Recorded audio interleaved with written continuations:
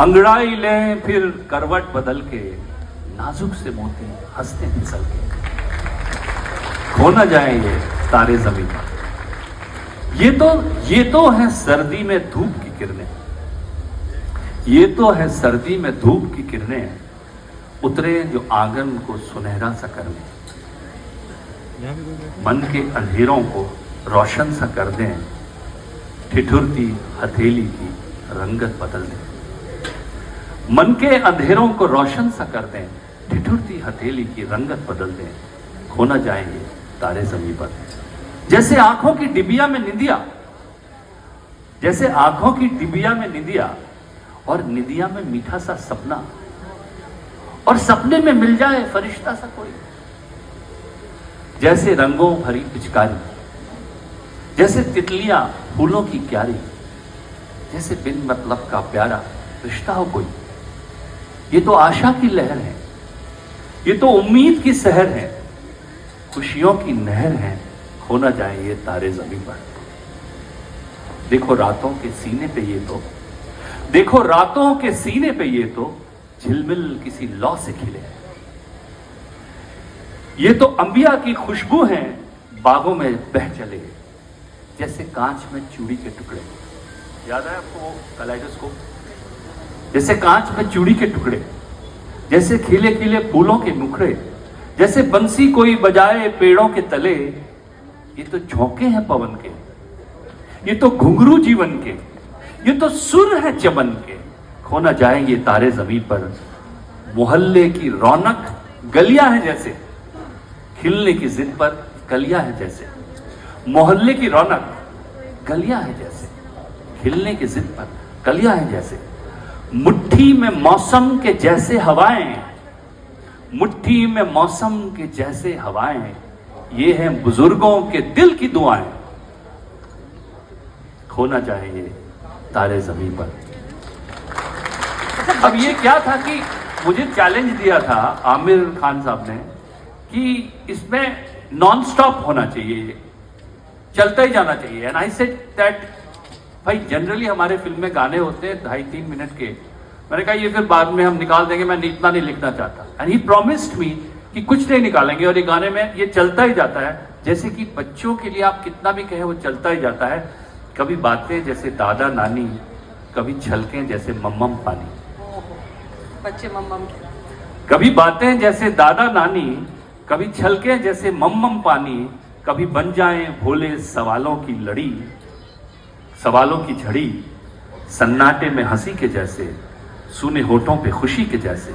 ये तो नूर है बरसे गर तेरी किस्मत हो बड़ी, जैसे झील में लहराए चंदा, जैसे भीड़ में अपने का कंधा, जैसे मनमौजी नदियां झाग उड़ाती कुछ कहे, जैसे बैठे बैठे मीठी सी झपकी, जैसे प्यार की धीमी सी थपकी, जैसे कानों में सरगम हरदम बजती ही रहे, जैसे बरखा उड़ाती हो बुदिया। एंड ये चलता जाता है, खो न जाए ये तारे ज़मीं पर। मतलब बच्चों के लिए ये लिखना घुंघरू है ये जीवन के, मतलब वो जो खन खन की आवाज़ उनसे रहती है ज़िंदगी में। लेकिन मैंने पहले भी बताया है, और आपका जो पहला गाना था वो सुनकर मुझे भी, जब मैं पॉलिटिक्स कवर करने के लिए इलेक्शंस में गई थी तो एक माँ ने कहा कि मैंने अपने बच्चे को हॉस्टल से निकाल लिया। मतलब ऐसा किसी माँ को छू देना कि इतना बुरा हूँ मैं माँ, मतलब बच्चे को, माँ को भी ऐसा फीलिंग आना, तो ये तो नेक्स्ट लेवल है कविता की। और बिल्कुल मैं ये समझता हूँ कि इस दिशा में अगर हम लोग काम करेंगे मिलकर, बच्चों के का जो के लिए कंटेंट क्यूरेशन है, because that's playing very very important role in their life, in upbringing, it's a very important part of their life. जो आज दादी नानी की कहानियाँ थी, जो हमारी शिक्षाएं थी, वो कहीं ना कहीं through screens and through technology उनको मिल रही। ये जो कॉन्फिडेंस हमारे अंदर है हमारी सभ्यता में आज, अपनी बात कहने का, अपनी संस्कृति की बात कहने का, ये कॉन्फिडेंस मुझे लगता है अभूतपूर्व है। ये शायद एंशिएंट इंडिया में रहा होगा, उसके बाद धीरे धीरे हमें लगने लगा कि शायद मेरी संस्कृति लोगों के सामने पहुंचा देने के लायक नहीं है। कॉन्सेप्ट ऑफ विद्या एंड अविद्या। अविद्या क्या है? Everything which is the product of mind is अविद्या। anything which can be created through manipulation of mind, anything which is not taking you to the ultimate truth, the eternal truth, is अविद्या. मतलब उसको अविद्या कहा जाता है वहां पर वेदांतिक. आई थिंक, मुझे ऐसा लगता है कि आर्टिफिशियल इंटेलिजेंस हर वो चीज कर लेगा जो अविद्या है, और वो हमसे बेहतर कर लेगा. So anything which is not looking for the ultimate truth, which is not expressing the minute existentialist vibration of yours, will be replicated by AI. AI हर चीज जो मस्तिष्क का मैनिपुलेशन है वो सब कर लेगी, चाहे वो लॉयर का आर्ग्यूमेंट हो, चाहे वो लफ्फाजी वाली कविता हो, चाहे वो भाषण हो, चाहे वो कोई भी ऐसी चीज जो मस्तिष्क के मैनिपुलेशन से गणित के रूप में प्रकट होती है, वो कर लेगी.